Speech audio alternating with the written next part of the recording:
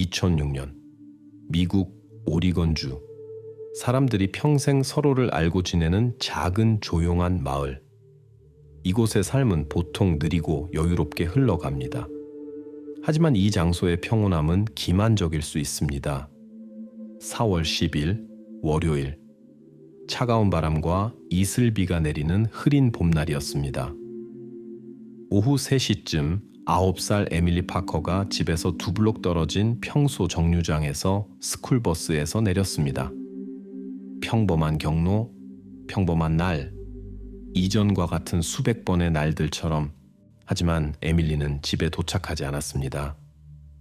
그날 저녁 파커 가족이 경찰에 전화했을 때 그들의 걱정은 처음에는 조심스럽게 받아들여졌습니다. 약간의 지연, 어린이의 장난, 특별할 것 없는 일이었습니다.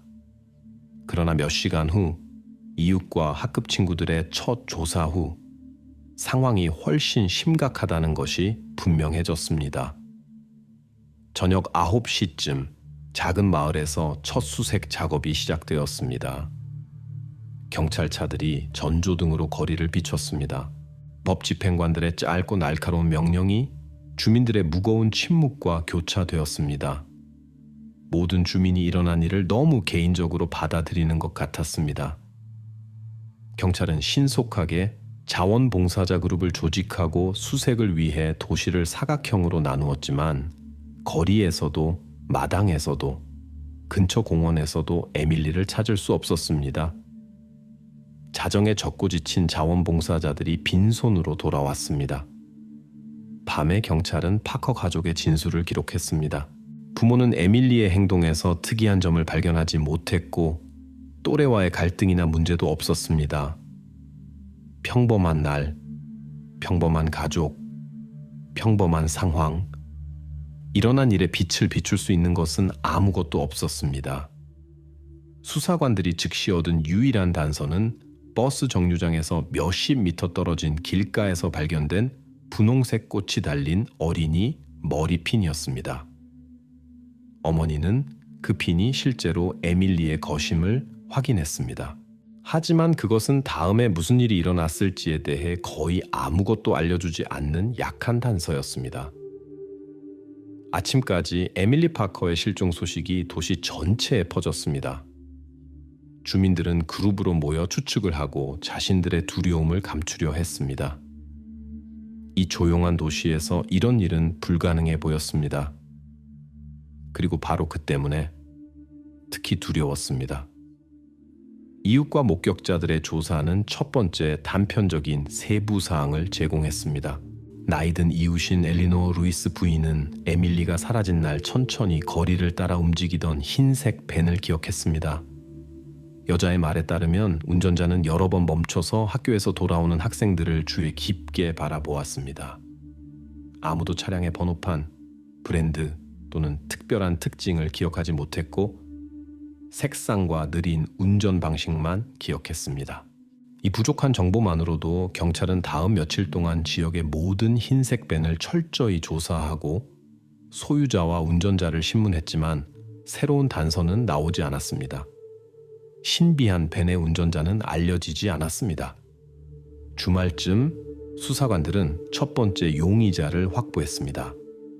파커 가족의 이웃집에 살던 17세 청소년 라이언 스티븐슨이었습니다. 라이언은 주민들 사이에서 좋은 평판을 누리지 못했습니다. 그는 작은 질서 위반으로 여러 번 체포되었고 폐쇄적이고 짜증을 잘 내며 또래와 어른들과의 관계가 좋지 않았습니다. 그는 에밀리의 실종 시간에 대한 설득력 있는 알리바이가 없었습니다. 경찰관들이 처음 그를 집에서 찾아갔을 때 라이언은 눈에 띄게 긴장하고 자신의 말에 혼란스러워하며 매우 두려워 보였습니다. 이는 즉시 수사관들의 주목을 끌었습니다. 그리고 청소년이 계속해서 이 일과 아무 관련이 없다고 주장했지만 수사관들은 그의 환경, 친구들, 집, 개인 물품을 철저히 조사했습니다. 하지만 이곳에서도 형사들의 실망스럽게도 구체적인 것은 아무것도 발견되지 않았습니다. 한편 지역 학교의 교사 중 한 명인 제임스 해리스가 수색에 특히 적극적인 참가자로 밝혀졌습니다. 그는 가장 먼저 자원하여 그룹 조직을 돕고 도시 회의에서 발언했습니다. 일부 주민들은 해리스의 행동이 지나치게 감정적이고 약간 과장되며 심지어 방해가 되는 것처럼 보였다고 지적했으며 마치 그가 다른 사람들보다 더 수색에 관심이 있는 것처럼 보였습니다. 이 시점에서 이 열정 뒤에 다른 무언가가 숨어 있을 수 있다는 생각은 아무도 하지 않았습니다. 에밀리 파커의 실종 후 며칠이 지나 새로운 증거나 목격자가 발견되지 않아 수사는 첫 번째 막다른 길에 도달했습니다. 도시의 긴장감이 고조되었고 에밀리의 부모는 절망 속에서 평안을 찾지 못했습니다. 그런 다음 수색 시작 일주일 후 경찰 한 라인에 익명의 전화가 걸려왔습니다. 알 수 없는 남성의 목소리가 도시에서 약 40km 떨어진 곳에 있는 버려진 사냥 오두막으로 가는 숲길을 따라 에밀리를 보았다고 주장했습니다. 즉시 작전팀이 지정된 지역으로 향했습니다. 그들이 늦은 저녁에 현장에 도착했을 때 그들은 축축한 지면에 선명하게 보이는 어린이의 발자국을 발견했습니다. 발자국은 근처의 작은 가을에서 갑자기 끊겼습니다. 버려진 집 내부에서는 인간 활동의 흔적이 발견되지 않았습니다. 발견된 발자국은 수색의 긍정적인 결과에 대한 희망을 다시 한번 주었습니다. 아침에 산림주택 주변 지역을 수색하기 위한 대규모 작전이 조직되었습니다. 경찰은 경호조련사와 자원봉사자 수색팀을 동원했습니다. 하지만 누구도 이 발자국들이 또 다른 막다른 길과 답변보다 더 많은 질문으로 이어질 것이라고 예상하지 못했습니다. 다음 날 저녁 발자국의 연속을 찾거나 추가 단서를 찾는 노력이 실패한 후 경찰서장은 언론에 짧고 건조한 성명을 발표했습니다. 수색은 계속됩니다. 현재 우리는 정확한 답을 갖고 있지 않지만 가능한 모든 것을 할 것입니다. 당시에는 참석한 누구도 이 이야기의 해결책이 17년이라는 긴 시간이 지난 후에야 나타날 것이며 2006년 4월 저녁에 상상할 수 있었던 것보다 훨씬 더 잔인할 것이라고 상상조차 할 수 없었습니다. 이후 몇 주 동안 수색 활동은 점차 줄어들었습니다. 희망을 잃었기 때문이 아니라 다시 확인할 장소가 없었기 때문이었습니다. 얼마 전까지만 해도 매일 자원봉사 그룹으로 출발했던 사람들이 점차 일상적인 활동으로 돌아갔습니다. 지역 언론은 에밀리 사건에 대해 점점 더 적게 보도하고 일상적인 도시 사건과 사고에 눈을 돌렸으며 이는 이야기를 완전히 불안한 불확실성으로 몰아넣었습니다. 표면적 평온에도 불구하고 경찰은 계속해서 일했습니다. 수사관들은 가장 작은 세부 사항을 조사하고 사건을 막다른 곳에서 벗어날 수 있는 새로운 정보를 찾으려고 노력했습니다. 숲에서 에밀리의 발자국이 끊긴 장소를 조사한 범죄 기술자들은 그녀의 사라짐의 이상한 성격에 주목했습니다. 그들은 이 발자국을 남긴 사람이 마치 공기 중으로 사라진 것 같은 인상을 준다고 말했습니다. 그러나 전문가들은 더 실용적인 버전에 충실했습니다. 아마도 누군가가 에밀리를 가을 건너편으로 데려갔거나 발자국이 의도적으로 지워졌을 수도 있습니다. 5월 초 경찰은 실종 현장 조사 결과를 받았습니다. 유일한 증거, 버스 정류장 근처 길가에서 발견된 머리핀. 애는 에밀리 자신의 지문 외에는 다른 지문이 없었습니다. 이는 경찰의 작업을 크게 어렵게 했습니다. 왜냐하면 그것은 한 가지만을 의미했기 때문입니다. 범인이나 우연한 목격자는 조심스럽고 신중하게 행동했습니다. 한편 형사들은 나이든 이웃 루이스 부인이 언급한 흰색 벤에 관한 버전을 다시 한번 확인하기로 결정했습니다. 그들은 주변 지역 주민들에 대한 추가 설문조사를 실시했습니다. 이 추가 질문 과정에서 또 다른 흥미로운 세부 사항이 나타났습니다. 주민 중 한 명인 사라 밀러라는 젊은 여성은 에밀리의 실종 약 일주일 전에 식료품점 근처에서 비슷한 흰색 벤을 보았다고 주장했습니다. 그녀의 증언에 따르면 운전자는 중년 남성처럼 보였고 그의 시선, 너무 주의 깊고 꿰뚫는 듯한 을 제외하고는 눈에 띄지 않았습니다. 여성은 그의 얼굴을 자세히 기억할 수 없었지만 그녀가 이전에 차와 운전자를 본 적이 없다는 것은 확실했습니다. 경찰은 감시 카메라 기록을 확인하여 차량의 소유자나 운전자를 찾으려고 다시 시도했습니다. 그러나 2006년에는 카메라가 거의 없었고 영상의 품질로는 번호판이나 외모의 세부 사항을 명확하게 인식할 수 없었습니다. 몇 주간의 세심하지만 헛된 확인 끝에 이 단서도 완전히 막을 내렸습니다. 수사는 다시 청소년 이웃인 라이언 스티븐슨에게 돌아갔습니다. 그는 여전히 알리바이가 없었고 그에 대한 공식적인 증거가 없었지만 경찰은 라이언의 환경을 더 자세히 조사하기로 결정했습니다. 그들은 그의 친구들과 지인들을 신문하고 그가 정기적으로 방문한 장소를 확인했습니다. 청소년이 도시 외곽의 숲 지역에서 반복적으로 목격되었음이 밝혀졌는데 이는 정확히 경찰이 에밀리의 발자국을 발견한 곳이었습니다. 라이언 자신은 자신의 여행을 간단히 설명했습니다. 그는 혼자 걷고 생각하기 위해 그곳에 갔습니다. 하지만 그의 말은 더 이상 쉽게 믿어지지 않았습니다. 그럼에도 불구하고 곧 청소년이 실제로 에밀리의 실종 훨씬 전부터 이 장소에 자주 있었다는 것이 밝혀졌습니다. 주민들과 사냥꾼들은 그가 숲에서 혼자 있는 것을 반복적으로 보았다고 확인했습니다. 그리고 이것이 라이언의 말을 확인했지만 수사관들은 그가 자신이 잘 알고 있는 장소를 다른 목적으로도 사용했을 가능성을 배제하지 않았습니다. 동시에 그들은 또한 교사 제임스 해리스를 확인했습니다. 그의 과거는 형사들의 특별한 관심을 끌었습니다. 해리스는 에밀리의 실종 3년 전에 워싱턴주에서 오리건으로 이사했습니다.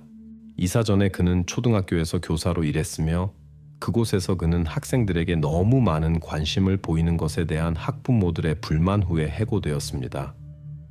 공식적으로 그는 형사 기소를 받지 않았고 당시에는 심각한 범죄의 증거가 발견되지 않았지만 해고 자체는 불쾌한 여운을 남겼습니다. 해리스는 다시 철저하게 신문되었습니다. 그는 매우 당황한 모습이었고 에밀리를 찾는 것을 도울 뿐이라고 반복했습니다. 수사관들은 교사가 대화 중에 자연스럽게 행동하고 자신감 있고 일관되게 대답했다는 것을 발견했습니다. 경찰은 또한 그의 알리바이를 확인했습니다. 에밀리의 실종 날 해리스가 실제로 학교 모임에 참석했고 이는 수십 명의 증인들이 확인했습니다. 지금으로서는 그에 대한 증거가 명확한 그림으로 모이지 않는 것처럼 보였습니다. 한편 파커 가족의 분위기는 특히 무거워졌습니다. 에밀리의 부모는 더 이상 이웃이나 언론과 거의 소통하지 않았고 자신들 안으로 물러나 문 뒤에서 개인적인 비극을 경험했습니다. 수사관들의 모든 질문에 고통스럽게 받아들였지만 계속해서 형사들과 최대한 협력했습니다. 그들의 나이 많은 아들인 14세 청소년 다니엘도 신문을 받았습니다. 그는 특이한 점을 보고하지 않았지만 형사들은 그의 긴장과 폐쇄성을 눈치챘고 이를 그의 나이와 상황에서 자연스러운 상태로 간주했습니다. 월말쯤 경찰은 지역 유죄 판결을 받은 주민들 중에서 몇 명의 추가 용의자를 확인했지만 이 모든 단서들은 막다른 길로 밝혀졌습니다. 긴장감이 고조되었고 수사관들은 계속해서 벽에 부딪혔습니다. 새로운 사실이나 신뢰할 수 있는 단서가 나타나지 않았습니다. 6월 초 경찰은 수색의 활동 단계가 중단된다고 공식적으로 발표했습니다. 에밀리 파커 사건은 공식적으로 열려 있었지만 새로운 증거 없이 범죄를 해결할 가능성은 점점 줄어들고 있었습니다. 경찰서장의 짧은 기자회견은 건조하고 간결했습니다. 우리는 가능한 모든 것을 했습니다. 하지만 해답이 나올 때까지 수사는 계속될 것입니다. 바로 그때 도시에서는 에밀리의 실종이 영원히 해결되지 않을 수도 있다는 것을 처음으로 진지하게 인식하게 되었습니다. 누구도 수사가 거의 20년 후에야 재개되고 계속될 것이며 이 사건을 기억하는 사람이 거의 없을 때 일어날 것이라고 예상하지 못했습니다. 활동적인 수색 단계가 공식적으로 종료된 후 도시의 생활은 점차 익숙한 궤도로 돌아갔습니다. 이제 도시에서 개인적인 비극의 대명사가 된 파커 가족에게만 이전과 이후의 삶 사이에 명확한 구분이 있었습니다.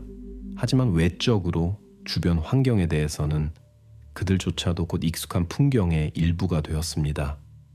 조용하고 폐쇄적이며 작은 도시의 일상적인 분주함 속에서 거의 눈에 띄지 않습니다. 해가 지나갔습니다. 에밀리 사건은 점점 더 적게 기억되었고 곧 이야기는 완전히 도시의 기억 속 맹점으로 변했습니다. 일부 주민들은 이사를 갔고 한때 실종의 의혹을 받았던 청소년 라이언 스티븐슨도 떠났습니다. 파커 가족은 같은 장소에 남아 있었습니다.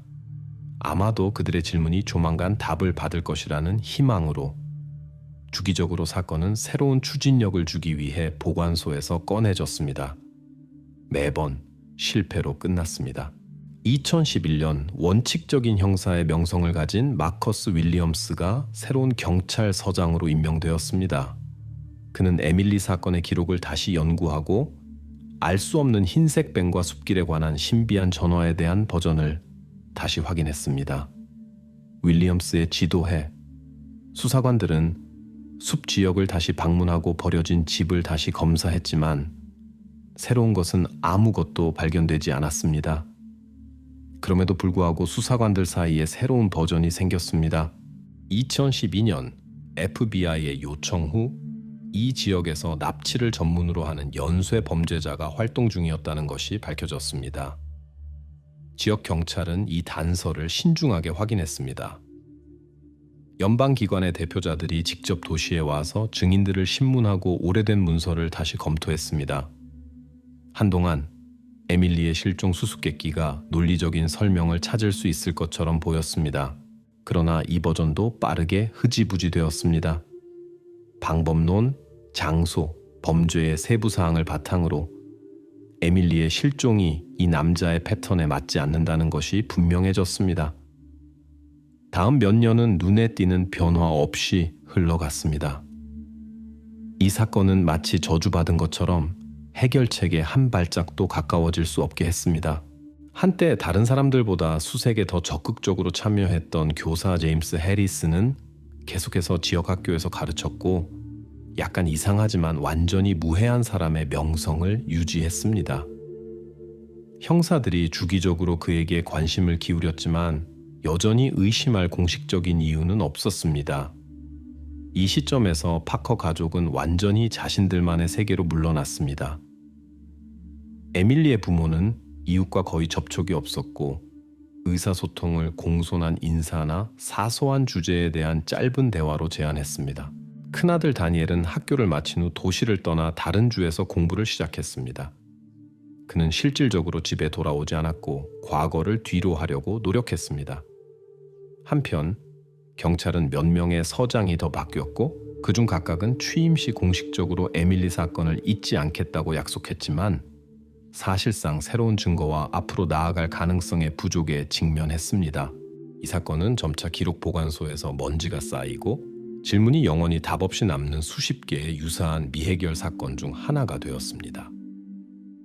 2023년이 왔습니다. 도시는 이미 완전히 다른 걱정과 공포와 함께 살고 있었을 때 여름말쯤 오래전에 잊혀진 에밀리 파커 사건에 대해 다시 한번 이야기하게 한 일이 일어났습니다.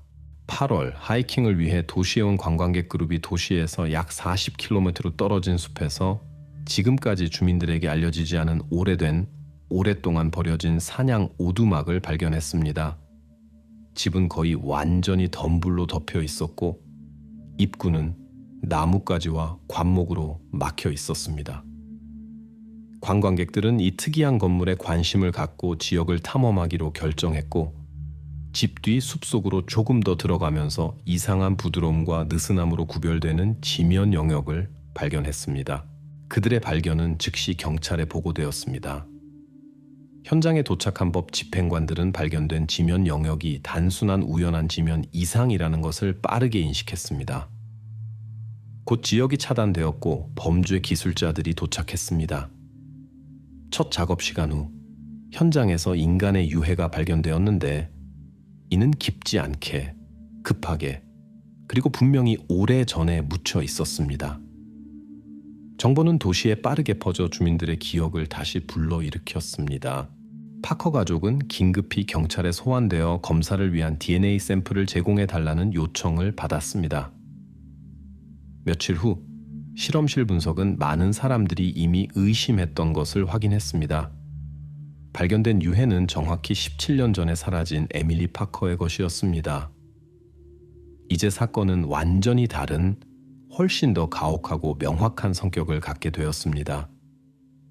실종은 공식적으로 인정된 범죄가 되었고 수사는 다시 시작되었으며 이번에는 경찰이 실수를 할 수 없었습니다.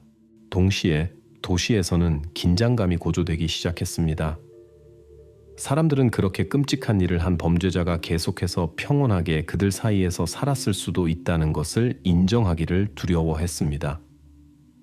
도시는 다시 대화, 의심, 비밀스러운 두려움으로 채워졌고 이는 매일 커져서 익숙한 환경을 완전히 다른 무서운 현실로 변화시켰습니다. 경찰관들은 이 수사의 새로운 단계가 이전에 이 사건에 관련된 모든 사람들에게 어렵고 고통스러울 것이라는 것을 매우 잘 이해했습니다. 이제 수사관들을 괴롭히는 주요 질문은 단 하나였습니다.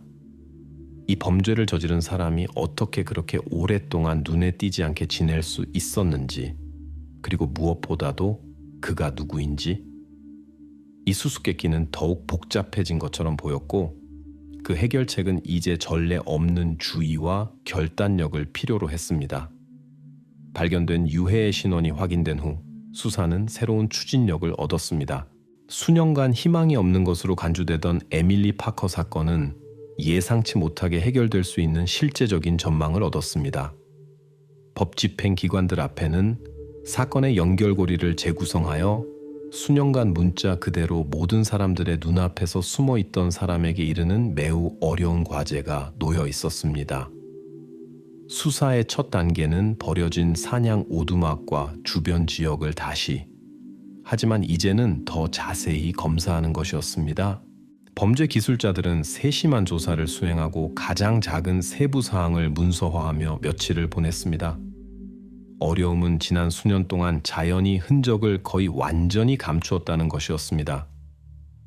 잔디, 덤불, 나무들이 범죄의 빛을 비출 수 있었던 몇 안 되는 단서들을 오래전에 삼켜버렸습니다. 그럼에도 불구하고 범죄 기술자들은 몇 가지 중요한 발견을 할 수 있었습니다. 먼저 전문가들의 보고서에 따르면 명백히 에밀리에게 속했던 옷 조각이 발견되었습니다. 이로 인해 그녀가 실종 직후 이곳으로 데려와졌다는 것을 정확히 확인할 수 있었습니다. 토양과 옷 잔해물의 분석은 범인이 준비된 계획 없이 빠르고 긴장하게 행동했지만 흔적을 지워야 한다는 명확한 인식을 가지고 있었음을 시사했습니다. 동시에 경찰은 17년 전 원래 수사에 관여했던 모든 사람들에 대한 포괄적인 조사를 시작했습니다. 용의자 목록은 꾸준히 줄어들었습니다. 이전에 의심을 받았던 라이언 스티븐스는 주 외부에 있었고 완전히 정상적인 삶을 살고 있었으며 자신의 무죄를 입증할 수 있는 신뢰할 만한 증거가 있었습니다. 의심을 받았던 다른 사람들은 이미 지역을 떠났거나 설득력 있는 알리바이를 제시할 수 있었습니다. 그러나 수사관들이 교사인 제임스 해리스를 다시 자세히 조사하기 시작했을 때 그들의 관심은 크게 증가했습니다. 해리스는 여전히 인근 도시에 살면서 지역 학교에서 가르치고 있었고 좋은 평판을 누리고 있었습니다. 겉으로는 그의 삶이 흠없이 보였습니다. 느긋하고 조용하며 완전히 투명했습니다. 그럼에도 불구하고 형사들은 그의 과거와 현재 생활을 다시 한번 철저히 조사하기로 결정했습니다. 해리스는 오래된 사건에 대한 정보를 다시 명확히 하기 위한 구실로 대화에 소환되었습니다. 만남에서 그는 다소 놀란 듯했지만 절대적인 침착함과 친절함을 유지했습니다. 수사관들은 그런 균형 잡힌 외관 뒤에 찾고 있는 사람이 숨어 있을 수 있다고 상상하기 어려웠습니다. 그러나 한순간이 형사들의 주의를 끌었습니다. 교사는 전 직장에서의 이사에 관한 몇 가지 세부 사항을 설명할 수 없었습니다. 그는 겉으로는 여전히 자신감 있고 예의 바르게 행동했지만 그의 대답에서 숨겨진 긴장감이 느껴졌습니다. 만남 후 경찰은 해리스가 이전에 일했던 워싱턴에서 추가 정보를 요청했습니다. 지역 수사에서 이전에 주목받지 못했던 문서들이 나타났습니다. 해리스가 전 학교에서 일부 학생들과의 지나치게 가깝고 심지어 강압적인 관계에 대한 불만으로 인해 학교 행정부의 관심을 여러 차례 받았던 것으로 밝혀졌습니다. 당시에는 형사소송을 진행하기에 충분히 심각하지 않은 것으로 간주되었지만 해리스는 학교 경영진의 압력으로 학교를 떠났습니다. 이러한 세부 사항들은 경찰이 지난 17년 동안 교사의 생활 방식을 더 자세히 조사하도록 만들었습니다. 비밀 감시 과정에서 형사들은 해리스가 정기적으로 도시 외곽으로 운전하여 숲 지역에 여러 차례 들어가는 것을 발견했습니다.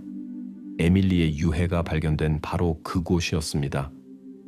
해리스가 이렇게 많은 세월이 지난 후에도 그 장소에 관심을 보이는 것이 이상하게 보였지만 그를 기소할 공식적인 근거는 아직 없었습니다.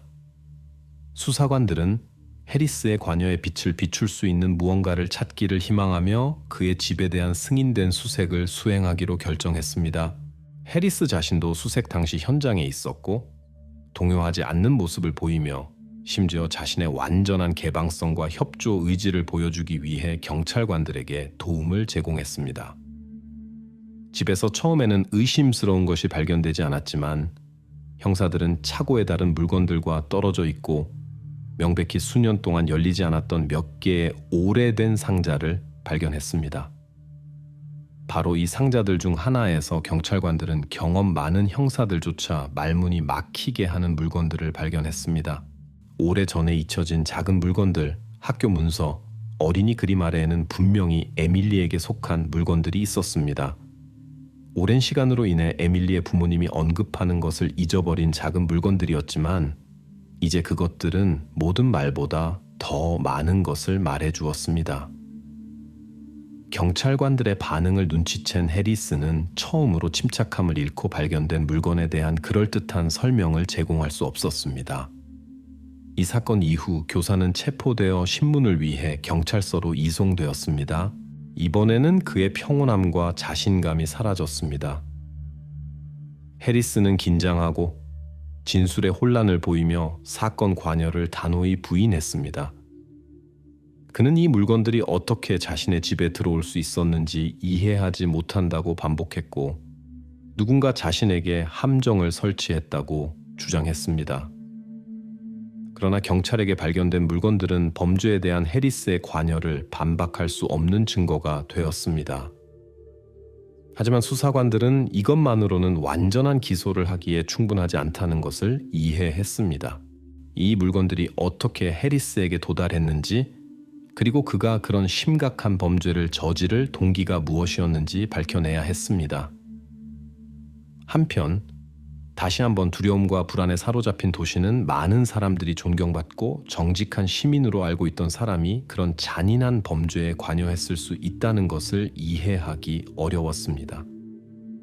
사람들은 악이 친절함과 신뢰의 가면 뒤에 숨어 수년 동안 그들 옆에서 눈치채지 못하게 살 수 있었다는 생각에 어려움을 겪었습니다. 바로 이 생각이 이제 긴 17년 동안 그들 삶의 일부였던 과거와 모든 사람에 대한 태도를 재고해야 했던 도시의 모든 주민들에게 안식을 주지 않았습니다. 제임스 해리스의 체포 후 수사관들은 어렵고 지루한 작업을 앞두고 있었습니다. 에밀리에게 속한 발견된 물건들에도 불구하고 해리스는 여전히 자신의 완전한 무죄를 주장했습니다.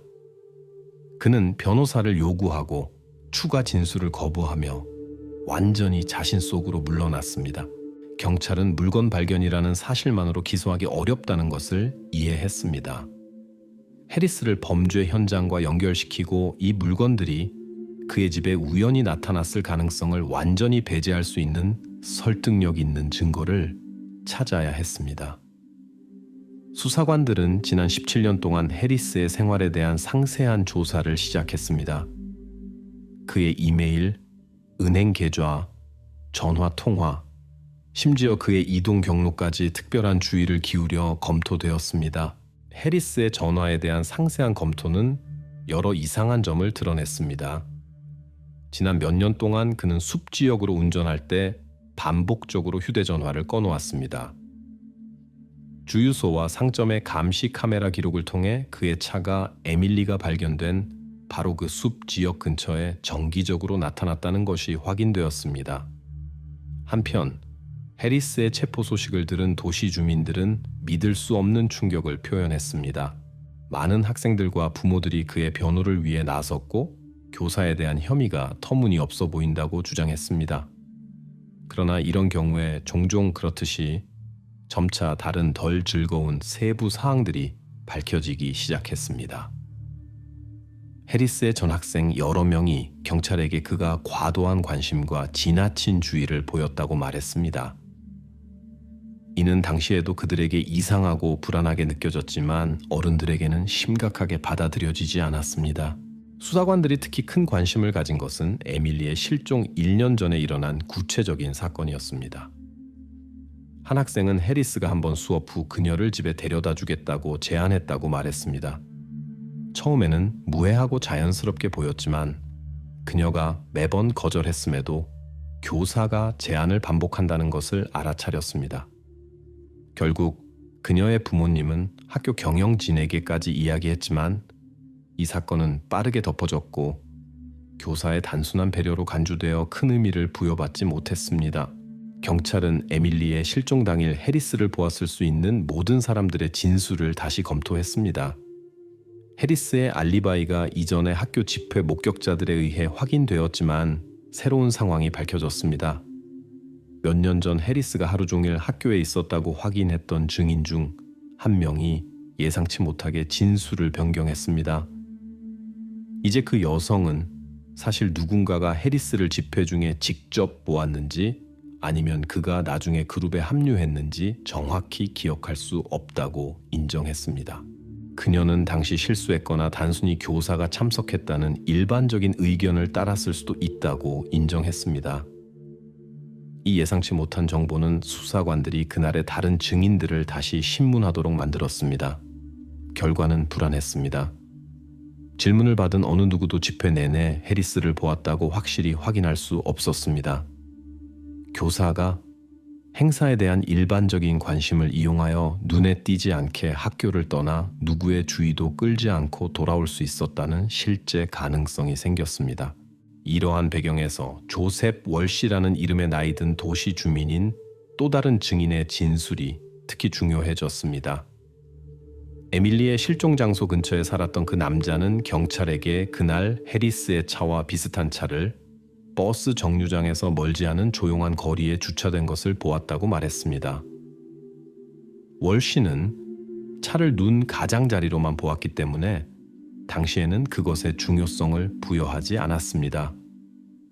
그러나 지금 그 사건들을 기억하면서 그는 그것이 교사의 차였다고 절대적으로 확신했습니다.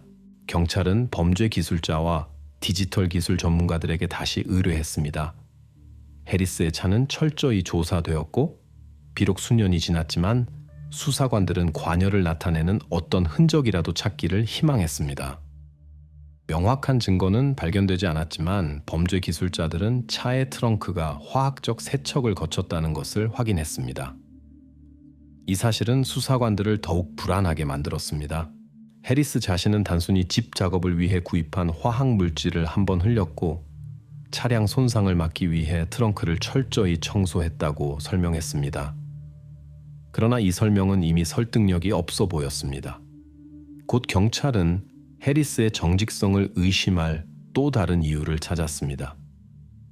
그가 에밀리 사건에 관한 신문 기사, TV 보도 기록, 인터넷 자료를 주에 깊게 수집하면서 수년 동안 수사 진행 상황을 적극적으로 따라왔다는 것이 밝혀졌습니다. 그는 이것이 가족에 대한 개인적인 관심과 동정의 표현이었다고 주장했지만 수사관들은 이 세부 사항을 해리스가 사건에 대한 정보를 통제하고 모든 수사 세부 사항을 최신 상태로 유지하려고 시도했다는 증거로 해석했습니다. 수사는 제임스 해리스가 가능성뿐만 아니라 그가 말하기를 단호히 거부하는 동기도 가지고 있다는 결론에 도달했습니다. 그러나 단순한 가설만으로는 공식적인 기소를 하기에 충분하지 않았습니다. 해리스를 범죄와 직접 연결할 더 설득력 있는 증거가 필요했습니다. 그러나 이 단계에서도 전체 도시는 그들이 잘 알고 있고 수년 동안 신뢰해온 사람이 그들이 생각했던 사람이 아닐 수 있다는 것이 분명해졌습니다. 도시의 분위기는 극도로 팽팽해졌고 주민들은 불안한 질문을 하기 시작했습니다. 해리스가 정말 이 잔인한 범죄를 저지른 사람이었나요? 아니면 경찰이 이렇게 길고 복잡한 사건에서 범인을 찾으려는 시도에서 다시 실수하고 있는 것인가요? 이제 이 질문에 대한 답변에 따라 범인에 대한 처벌뿐만 아니라 도시 주민들이 옆에 살고 있는 사람들에 대한 신뢰를 회복하는 능력도 달려 있었습니다. 수사는 절정에 가까워지고 있었고 거의 20년 동안 도시를 괴롭혀 온 비밀이 가까운 미래에 마침내 밝혀질 수 있다는 것이 모두에게 분명했습니다. 새로운 증거로 부활한 수사는 수사관들이 오레곤에서의 사건들, 훨씬 이전의 제임스 해리스의 삶을 깊이 파고들도록 강요했습니다. 그들은 이 범죄를 저지른 이유와 상황을 설명할 수 있는 어떤 것이라도 찾기를 희망하며 그의 전체 생애를 주에 깊게 검토했습니다. 특별한 관심을 끈 것은 해리스의 생애 중 거의 알려지지 않은 시기였습니다. 워싱턴 주에서 해고된 후부터 오레곤에 나타나기 전까지의 기간이었습니다. 공식 문서에서 이 기간은 매우 피상적으로 조명되었고 해리스가 이 기간 동안 정확히 무엇을 했는지에 대한 거의 아무런 세부 사항도 밝히지 않았습니다. 수사관들은 해리스가 해고 후 약 6개월 동안 아이다호의 작은 마을에서 보냈다는 것을 발견했습니다. 그는 지역 학교에서 일하지 않고 매우 은둔적이고 외롭게 살았습니다. 그의 이웃들은 그 남자를 조용하고 거의 눈에 띄지 않는 사람으로 기억했으며 그는 거의 누구와도 대화하지 않고 실질적으로 집을 떠나지 않았습니다. 당시 이런 행동은 의심을 불러일으키지 않았고 따라서 법 집행 기관의 주의를 끌지도 않았습니다. 그러나 이제 경찰은 특히 이 기간에 관심을 가졌습니다. 수사관들은 아이다호로 가서 한때 해리스가 살았던 지역의 주민들을 신문했습니다. 전 이웃 중 한 명은 그가 종종 늦은 밤에 차를 타고 어딘가로 갔다고 말했습니다. 그 남자는 가까이 살면서 야간 근무를 했기 때문에 이것을 알아차렸습니다. 그는 한 번은 자정 무렵 도시에서 멀지 않은 숲 지역에서 해리스를 만났던 것을 기억했습니다. 교사가 거기서 무엇을 하고 있냐는 질문에 해리스는 침착하게 자신이 그저 잠을 이룰 수 없어서 혼자 생각하기 위해 이곳에 온다고 대답했습니다. 당시에는 이 설명이 완전히 무해하게 보였고 이웃은 그것에 중요성을 부여하지 않았습니다. 그러나 오레곤에서의 범죄 상황과 시기를 고려하여 수사관들은 증인이 언급한 아이다호의 숲 지역을 확인하기로 결정했습니다. 그곳에서는 수년이 지난 후 물리적 증거를 찾는 것이 실질적으로 불가능했지만 외딴 장소로의 해리스의 야간 여행, 사실은 불안하게 느껴졌고 잠재적 범죄자에게 전형적인 행동 패턴을 나타낼 수 있었습니다. 오레곤으로 돌아온 형사들은 해리스를 다시 신문하고 그의 아이다호 생활에 대한 새로운 세부 사항과 질문들을 제시했습니다. 이번에 신문에서 그의 행동은 완전히 달랐습니다. 해리스는 침묵했고 가끔 이것이 에밀리의 실종과 무슨 관련이 있는지 이해하지 못한다는 문장만 반복했습니다. 그의 변호사는 적극적으로 새로운 진술을 방해했고 아이다호에 관한 모든 정보가 이 사건과 직접적으로 관련이 없다고 주장했습니다. 병행하여 경찰관들은 관련된 전체 기간 동안 해리스의 은행 거래와 신용카드를 확인하기로 결정했습니다. 이를 통해 해리스가 에밀리의 실종 직전과 직후에 건축 자재점과 가정용품 상점에서 여러 구매를 했다는 것이 밝혀졌습니다. 구매 목록에는 플라스틱 방수포, 테이프, 표면 화학 세척제가 포함되어 있었습니다. 이 물건들은 그 자체로는 특별한 것이 없었지만 적절한 시기에 구매한 것이 또 다른 불안한 신호가 되었습니다. 게다가 경찰의 기술 전문가들은 수색 중 압수된 해리스의 오래된 컴퓨터 중 하나에서 삭제된 데이터를 복구했습니다. 하드 드라이브에는 교사가 2006년부터 검색 엔진에 제출한 이전에 삭제된 검색 쿼리가 발견되었습니다. 해리스는 흔적을 지우는 방법과 다양한 표면에서 생물학적 흔적을 효과적으로 제거하는 방법에 대한 정보를 검색했습니다. 이러한 사실들은 범죄에 대한 그의 관여 의심을 크게 강화했습니다. 동시에 이미 진실을 알게 될 희망을 잃은 파커 가족은 수사를 지켜보며 감정을 거의 다룰 수 없었습니다. 새로운 사실이 밝혀질 때마다 그들은 수년 동안 쌓인 긴장을 견디기가 점점 더 어려워졌습니다. 도시 주민들은 다시 한번 가족에게 공감을 표현했지만 이 공감은 이미 달랐습니다. 더 조심스럽고 진정한 범인이 내내 그렇게 가까이 있었다는 것에 대한 당혹감과 불확실성이 섞여 있었습니다. 증거가 늘어남에도 불구하고 수사관들에게는 여전히 가장 중요한 것이 부족했습니다. 해리스를 에밀리가 발견된 장소와 직접 연결할 수 있는 명확하고 결정적인 증거였습니다. 범죄가 너무 오래 전에 일어났기 때문에 수사관들의 임무가 상당히 어려워졌습니다. 그러나 사건의 예상치 못한 돌파구가 여전히 발생했습니다. 유해를 발견한 관광객 중 한 명이 처음에는 주목받지 않았던 또 다른 중요한 세부 사항을 경찰에게 알려주었습니다. 그 남자는 버려진 집 근처 지역을 살펴보는 동안 흙과 이끼로 거의 완전히 덮인 오래된 사냥칼을 발견했다고 말했습니다.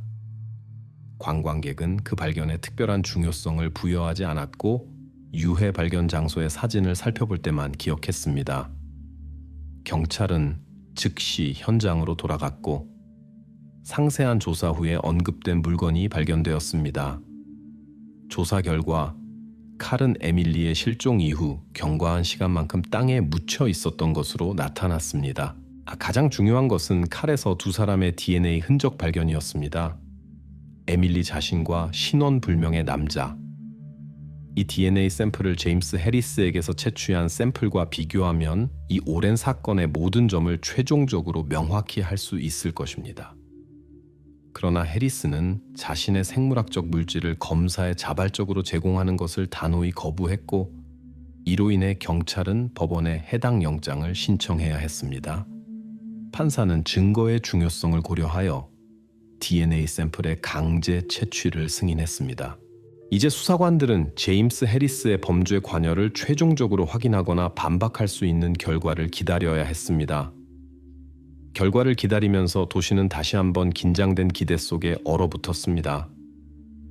주민들은 이제 해리스의 운명뿐만 아니라 도시 생활의 이 어두운 장을 마침내 끝낼 수 있는 가능성에 대해서도 결정되고 있다는 것을 이해했습니다. 그런 범죄를 저지를 수 있는 사람이 그들 사이에서 그렇게 오랫동안 살 수 있었다는 것을 알고 아무도 더 이상 완전히 안전하다고 느낄 수 없었습니다. DNA 검사 결과는 3주 후에 도착했습니다. 이 몇 주는 도시에게 무한히 길게 느껴졌습니다. 분위기는 무거웠고 주민들은 거의 20년 동안 모두를 괴롭혀 온 질문에 대한 최종 답변을 기다리며 얼어붙은 것 같았습니다. 형사들이 공식 보고서를 받았을 때 더 이상 의심의 여지가 없었습니다. 칼에서 발견된 흔적은 제임스 해리스의 DNA 샘플과 일치했습니다. 같은 날, 해리스는 공식적으로 기소되었습니다. 상황이 돌이킬 수 없다는 것을 깨달은 그는 처음으로 말하기로 결정했고, 그의 변호사는 상세한 자백에 대한 조건을 협상했습니다. 해리스는 이것이 자신의 행동을 적어도 부분적으로 설명할 수 있는 모든 필요한 정보를 제공함으로써 최고형을 피할 수 있는 유일한 기회라는 것을 이해했습니다. 변호사와 검사가 참석한 비공개 신문에서 제임스 해리스는 침착하고 상세하게 2006년 4월의 그날에 일어난 모든 일을 이야기했습니다. 그는 에밀리가 몇 년 더 어렸을 때부터 그녀를 눈여겨보았다고 고백했습니다. 그의 말에 따르면 처음에는 범죄를 계획하지 않았고 단지 관심을 느꼈을 뿐이라고 주장했습니다. 그러나 시간이 지남에 따라 이는 그가 더 이상 벗어날 수 없는 강박관념으로 발전했습니다. 그날 해리스는 적절한 순간을 기다렸다가 진행 중인 행사에 대한 일반적인 혼란과 관심을 이용하여 눈에 띄지 않게 학교를 떠났습니다. 그는 에밀리가 항상 혼자서 집에 갔다는 것을 알았고 의도적으로 그 시간대에 보통 아무도 없는 도로 구간을 선택했습니다. 그는 그녀를 집에 데려다 주겠다고 제안했고 교사를 신뢰한 에밀리는 동의했습니다. 해리스는 원래 그녀를 해치려는 의도가 없었다고 주장했지만 에밀리가 공포에 빠져 차에서 내려달라고 요청했을 때 그녀가 누군가에게 이야기할 경우 결과에 대한 두려움을 느꼈습니다. 공황 상태에서 해리스는 어떻게든 상황을 통제할 수 있기를 바라며 그녀를 외딴숲 지역으로 데려갔습니다. 그러나 사건들은 너무 빨리 통제를 벗어났습니다. 에밀리는 도망치려 하고 소리쳤으며 그는 완전히 자제력을 잃고 돌이킬 수 없는 일을 저질렀습니다. 이어서 해리스는 수사관들에게 범행 직후 모든 증거를 버려진 오두막 근처에 묻었다고 말했습니다. 그 장소가 결코 발견되지 않기를 바라면서 그는 그날과의 모든 연결을 조심스럽게 숨기고 학교로 돌아와 마치 아무 일도 없었던 것처럼 집회에 참여했습니다. 이후 해리스는 계속해서 수사를 따라가고 적극적으로 참여하며 자원봉사자들을 도와 의심을 완전히 피했습니다. 에밀리의 개인적인 물건들을 왜 집에 보관했느냐는 수사관들의 질문에 해리스는 자신도 왜 그랬는지 완전히 이해할 수 없다고 대답했습니다. 아마도 그것은 사실 이미 통제를 벗어난 상황에 대한 통제의 환상을 유지하려는 그 자신의 시도였을 것입니다. 이 물건들은 그가 한때 저지른 일에 대한 숨겨진 기억으로 그를 동시에 두렵게 하고 매료시키면서 수년 동안 그와 함께 있었습니다. 해리스에 대한 재판은 도시 역사상 가장 많이 논의된 사건이 되었습니다. 오랫동안 알고 지냈던 남자의 고백에 충격을 받은 주민들은 이것이 정말로 일어났다는 것을 믿을 수 없었습니다. 파커 가족은 마침내 진실이 밝혀졌다는 것에 대해 수년 만에 처음으로 안도감을 느꼈지만 그들에게 가장 소중한 것을 빼앗은 남자가 수년 동안 옆집에 살았다는 사실은 그들을 다시 한번 깊이 상처 입혔습니다. 재판 중 해리스는 감정을 보이지 않고 평온하고 거리를 두고 불필요한 세부 사항 없이 자신의 이야기를 반복했습니다. 그는 판결이 이미 결정되어 있다는 것을 알고 있었습니다. 검찰은 그의 죄에 대한 반박할 수 없는 증거를 제시했고 변호 측의 어떤 주장도 재판의 진행을 더 이상 바꿀 수 없었습니다. 재판의 마지막 날은 에밀리의 어머니의 출연이었습니다. 그녀는 간신히 감정을 억누르며 해리스에게 결코 용서할 수 없다고 말했습니다. 그녀는 복수를 요구하지 않고 단 하나를 요청했습니다.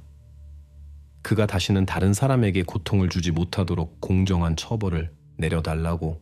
그녀의 연설 후 법정에는 완전한 침묵이 흘렀고 아무도 감히 움직이지 않았습니다. 판결은 분명했습니다. 제임스 해리스는 조기 석방 가능성 없이 종신형을 선고받았습니다.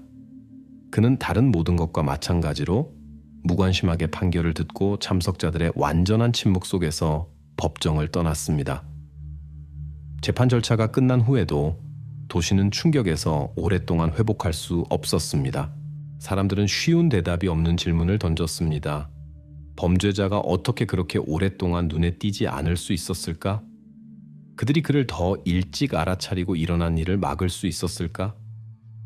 점차적으로 도시는 일상적인 생활 리듬으로 돌아갔지만 일어난 일에 대한 기억은 영원히 남았습니다. 파커 가족은 덜 고통스럽고 과거의 기억이 적은 새로운 삶을 시작하길 바라며 다른 주로 이사하기로 결정했습니다. 도시 주민들은 계속 살아갔지만 이 끔찍한 범죄가 남긴 두려움과 불신의 감정에서 결코 완전히 벗어날 수 없었습니다. 에밀리 파커 사건은 마침내 종결되었습니다. 그러나 그것은 어떻게든 그것과 연결된 모든 사람들의 기억 속에 깊은 흔적을 남겼습니다.